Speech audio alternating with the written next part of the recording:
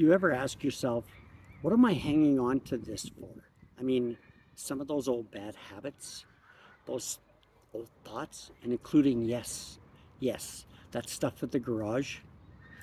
Not long ago, I started asking myself these questions. Why are you hanging on to this? And these things that just don't help. It helped me to learn about myself as I was going through that process. And it helped me learn to grow and get back in touch with who I really am. Especially now, being on my own. And this is for the ladies out there too. And yeah, I know I'm going to catch a bunch of flack for this.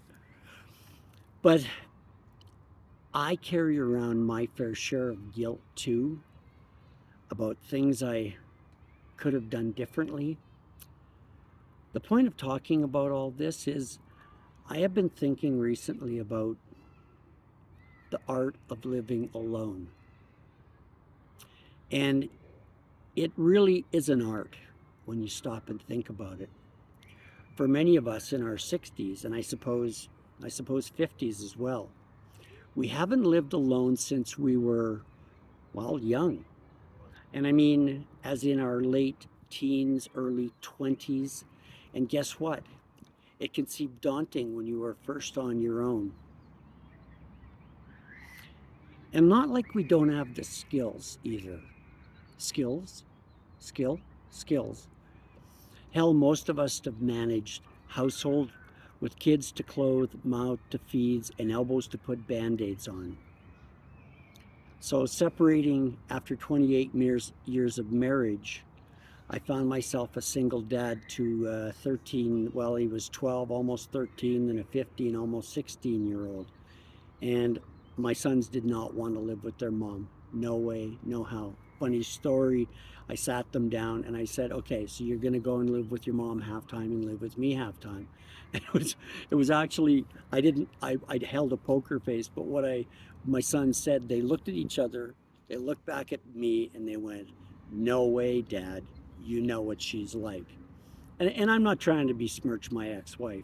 It was just kind of, you know, without going into the weeds too much, the marriage had run its course and our sons got to see.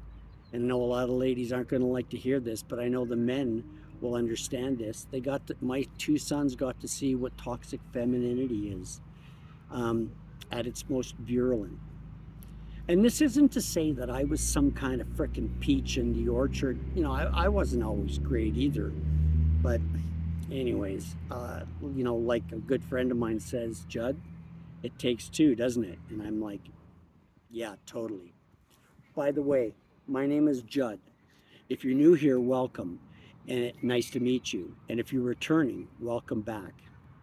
So in this video, I'm going to list 3 benefits in the art of living alone.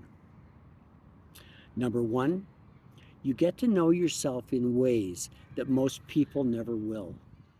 And why do I say that? Because you don't have the distraction of a husband, a wife, kids, parents as a rule. And you can use this reflection time to reflect. And I don't mean navel gazing either. If you can hear kids, I thought I'd beat the little buggers. I'm at an elementary school and they all got let out for, what's the time here? Yeah, they're out for recess. So they're out doing exercises and stuff like that. But anyways, have you ever caught yourself wondering what might have been if you had made different choices? I know I sure in the hell have. And that part of living with alone is a great time for reflection. And here's the fun part. You get to, if you choose, make peace with whatever has been weighing on your heart. It's the trees, we're in the spring, it's late May, and the trees, all the fluff's coming off the poplar trees. So if you see this, it isn't snowing here. So for me, it was my youngest. He was just about to 12, 13. Yes, coming into his teenage years. And after we separated at bedtime, I'd go into his bedroom to say goodnight, and I'd find him crying. And he would ask me if he was the reason that his mom and me broke up. You want to talk about weigh on my heart? Oh my God. And was it tough? It was difficult to support him as I watched him blame himself for his mom and my split. My heart broke, and there was nights that I laid awake in bed wondering how I could have done this to my young son. Like, was I being selfish? Was I just being ignorant? Was I being it was tough. It was one of the toughest times of my life. Um, being a full-time single dad, I was running a business at the time, and then I did the most idiotic thing when a good friend of mine phoned me up and he said, "Hey, would you do me a favor? We had a serious accident out in the oil field, and I need you to come and work for this oil company in safety." And I was like, so I ended up going in and I met with the with Lauren and then the operations manager, and the money was really freaking great, unbelievable oil patch consulting money, but it's supposed to be 2 days a week, which quickly turned into three, then four, then five. So it's really tough to be able to give my sons the attention that they needed. My business was pretty much running on its own, but it was difficult. But I did do stuff. I took them rock climbing all the time. We went on hikes. We fished. We I spent as much time as I could. Now the reason I'm saying that is because I ended up doing a process, which was so. And I go back to all the books that I read, owning my business. I was a voracious reader. Psychologists often say that when you're trying to heal something within, start by writing a letter. Well, in this case, for me, it was in a Word document.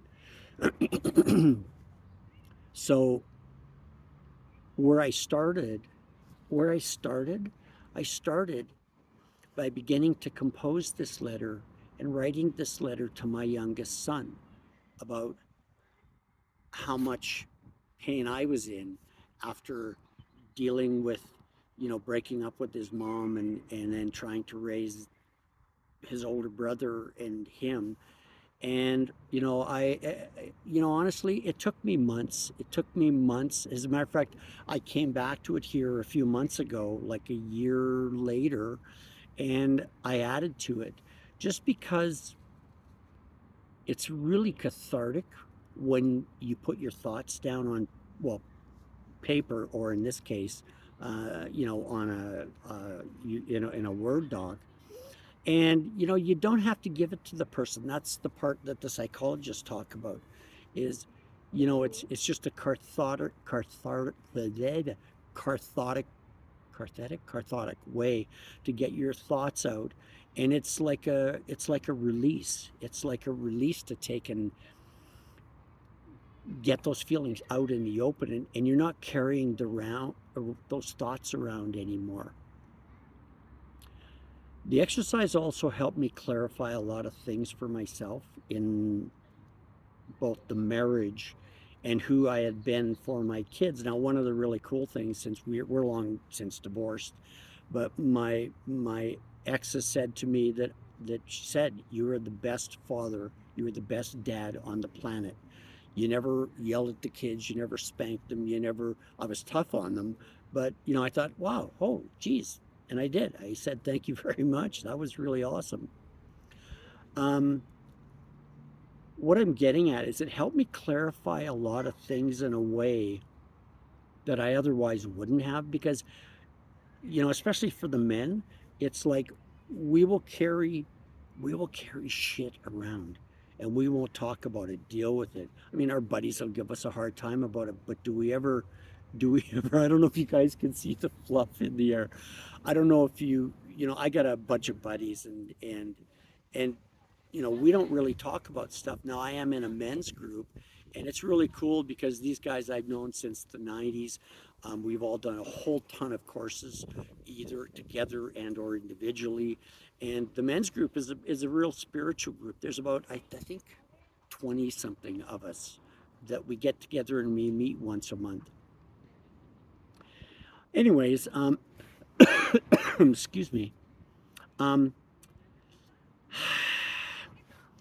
the point I found is it was great because I got to be reflective in a way that was really constructive.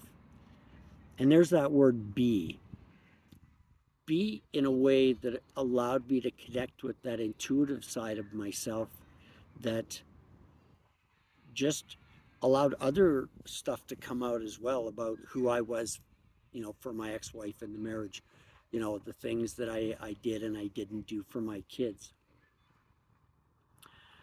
Anyways, it's from the courses that I've taken, and it's a piece about when you do that work. I don't know about you guys, but it's about completion. It's about completing that part. And now, I mean, I've got terrific relationships. Well, right now, my youngest son isn't talking to me. He's 30 something. He's got a bee in his bonnet about something. And so I don't know if you guys have any kids or any children that, where you're not quite getting along with them, but I know it'll work out. And I just wanted to say, by the way, I'm not trying to come across as a psychologist because I'm not. Oh, for God's sakes, no. Um, but I'm sure many of you can relate when you creep into your 60s and even your 50s. We've suffered a whole bunch of bumps and bruises that give us the perspective to be able to go into ourselves and literally look at what is going on. And this piece of being in the art of living alone allows you the time to do that. Anyways, continuing on, number two, you get to gain insight into what is really important to you. And that's one of the pieces for me that's really just hugely impacted me with this time that I got to spend in reflection and in, who am I for myself. I'm sure many of you can relate to this. Um, you know, it was without going into the weeds too much on this, what with kids, meals, laundry, God's sake, soccer practice, paying bills. What is great is that now you get to discover what is really important and meaningful to you, which we sometimes misplace. We set aside, we put things first. And and generally it's because priorities get in the way, right? Of life, of things that we, sorry, things that we just say, hey, that comes before I do, that comes before my well-being. Let me know in the comments if this is something that you find relevant, that is, you that's occurred for you in your life. And you know looking at this, like, it can either be daunting to go into what um, some of the issues were in your life, and I'm not trying to go real deep on this, or you can make it be fun, right? Number three, stop caring what other people think, for God's sakes. I know, excuse me, thinking back to, like, think back to when you were younger. I know when I was younger, like doing business in the Chamber of Commerce and with lunch groups and breakfast groups, like I said in my last video that I did, I had a lot of, oh my God, am I saying the right thing? Thinking, wondering what that person's thinking, wondering, am I doing this right? Where am I impressing that person, right? The funny thing about it, as you get into your 50s and 60s, and you might agree with me on this, is when it comes down to it, most people are so freaking in their heads. They honestly, they're not thinking about you or what's going on for you. They're wondering about how they're going to look after little Johnny because he's got suspended, or their daughter who made the honor roll, or their husband who's being a dick, or their wife who, you get the point. People don't aren't thinking about us. They're thinking about themselves. And really, how much time is wasted considering other people's opinions when most people are only thinking about themselves? Looking back, I laugh at my native, if I'm saying that word right, about that whole process. Number three is spending time alone. It allows for you to discover your true, authentic self. I know that that before, when I was raising kids single-handedly, running my business, and then my dad got really sick and I ended up closing my business down, fortunately, to look after my dad. I was like a hamster on a wheel, and I do mean 90 miles an hour with my hair on fire. um, that it took me, after my dad passed, Christmas Day, Christmas morning, I got the call. um, and I don't mean to laugh, because it wasn't something that was funny. But um, it took me a couple of years to really discover my true authentic self, who I really am. And for me, it was like, I kept going back, because I meditate, going back to that sense of when I was a child, when I would be ripping around on my bike with my friends, and we go down, ride our bikes down to by the river, which we weren't supposed to, but anyways, and it was the joy that I found in that I kept coming back to. Where can you go to find your joy, your true authentic self?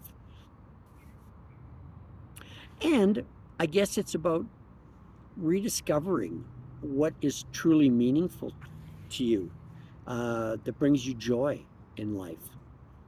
Let me know in the comments if the art of living alone, speaks to you, and where you are at in your journey. I want to close with an Alan Watts quote: "Mankind only suffers because he or she takes too seriously what the gods made for fun." May you have a most wonderful day. Take care. Love you all.